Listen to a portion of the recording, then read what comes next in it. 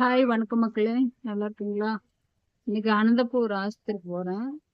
Psychology பார்த்தேன். வீட்டுல பார்த்தேன், செட் ஆகுமான்னு பார்த்தேன். யாராவது வாங்கி கொடுத்துருவாங்கன்னு பார்த்தா செட் ஆகல, யாருமே இல்லை. அது காசு கொடுத்தாலுமே வாங்கிட்டு வர யாரும் இல்லை. அதனால நானே கிளம்பிட்டேன். ஹாஸ்பிட்டல் போன் பண்ணி கேட்டேன், உடனே அனுப்பிச்சு விட்றோம் அப்படின்னாங்க. நான் ஹாஸ்பிட்டல் போன உடனே அனுப்பிச்சு விட்டுருவாங்க. பார்த்துக்கிட்டு வர்றது சாயந்தரம் ஆயிரும், 6, 6:30, 7 மணி ஆயிரும். ஏன்னா போறது வர்றது பஸ் வந்து உடனே கிடைக்காது, டக்கு டக்குன்னு. அங்க இறங்கி திரும்பவும் ஆட்டோல ஏறி ஒரு பக்கம் கொஞ்சம் தூரம் தான், ரொம்ப தூரம் இல்ல, கொஞ்சம் தூரம் போகணும். அதனால அவ்வளவு சீக்கிரம் பஸ் கிடைக்காது. சரி, போயிட்டே வந்துடலாம் மனசை தைரியப்படுத்திக்கிட்டேன். ஏன்னா இப்படியே 10 நாளாயி ரொம்ப டயர்ட் ஆகிட்டே போய்கிட்டு இருக்குது. எங்க பொண்ணு என்னமோ சத்தம் போட ஆரம்பிச்சிட்டா. நீங்க இப்படியே பண்ணிக்கிட்டே எனக்கு போன் பண்ணி சொன்னீங்கன்னா நான் போன் கூட எடுத்து பேச மாட்டேன், இங்க வந்து பாத்துக்கிட்டு போங்க, அப்புறம் நல்லா வரைக்கும் இங்க இருங்க அப்படின்னா.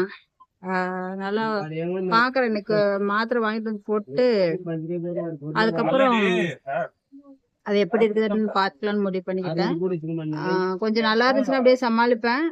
இல்ல ரொம்ப இதே மாதிரி முடியாம இருக்குன்னா சென்னை போயிட்டே பாக்கணும். சென்னை எதுக்கு போறேன்னா சுகர் கண்ட்ரோல் ஆக மாட்டேங்குது, அது போய் மெயின் பார்க்கணும். அது என்னன்னு தெரியல. அதுக்கப்புறம் பூனைக்குட்டி இருக்குது, அதுகளை விட்டுட்டு போறதுக்கு பெரிய ப்ராப்ளமா இருக்குது. இந்த இப்ப வெளியே வர்ற கத்துது. நான் டோர் லாக் பண்றப்ப கத்துது பயங்கரமா, விட்டுட்டு போறாங்க அப்படின்ட்டு. கூடவே வரேன்னு முடிவு பண்ணுதுங்க. கதவு திறந்தா கூடவே ஓடியாருதுங்க. என்ன வந்துட்டு கீழே லிப்ட்ல ஏறி ஓடியாந்துடும், கீழே வந்துடும். ஆட்டோ கிட்ட வந்து ஆட்டோல யாராவது நின்னுக்கு வந்து நான் யாருந்தா ஏறிடு, இது யாராவது அங்க வந்து நின்னுக்கிட்டே கேட்டுக்கிட்டே வந்து కత్తిக்கிட்டு இருக்கோம். ఇది எனக்கு ప్రశ్నయా இருக்குது. వస్తున్నా గారు, మీకోసం మీరు చెప్పారు కదా, ప్లీజ్ దయచేసి వెళ్ళండి అన్నారు. మీకోసం నేను తప్పకుండా మీ మాట కోసమే వెళ్తున్నాను. சத்யா நீ சொன்னா நீயும் கண்டிப்பா போயிட்டு வாங்க பாட்டின்னு சொன்னேன். அதுக்குதான் கண்டிப்பா நான் கிளம்பிட்டேன். இன்னும் நிறைய பேர் சொன்னாங்க போய் ஆஸ்பத்திரி பாருங்க. சில பேர் பேர்லாம் ஞாபகம் இல்ல. அதனால நான் கண்டிப்பா கிளம்பிட்டு இருப்பேன். பாக்குறேன் அது என்ன ஏதுன்னு பாத்துட்டு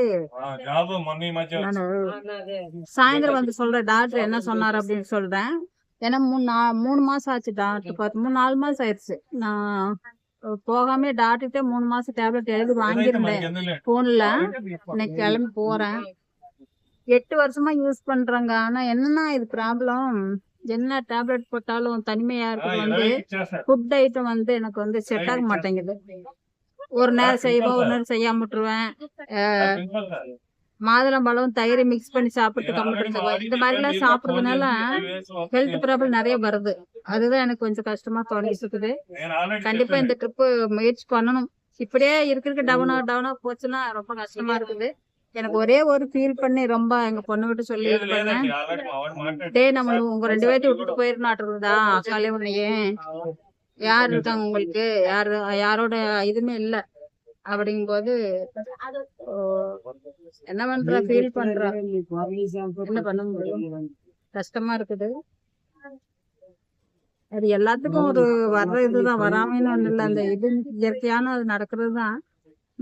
நம்ம கொஞ்சம் அதை பாத்துக்கணும். இயற்கையா நடந்தாலுமே நம்மளும் கொஞ்சம் அதை கவனிச்சு பாத்துக்கணும். சரி, மீண்டும் நான் அடுத்த வீடியோல சொல்றேன். நன்றி, வணக்கம், பை. பஸ்ல இருந்தே பேசுறேன்.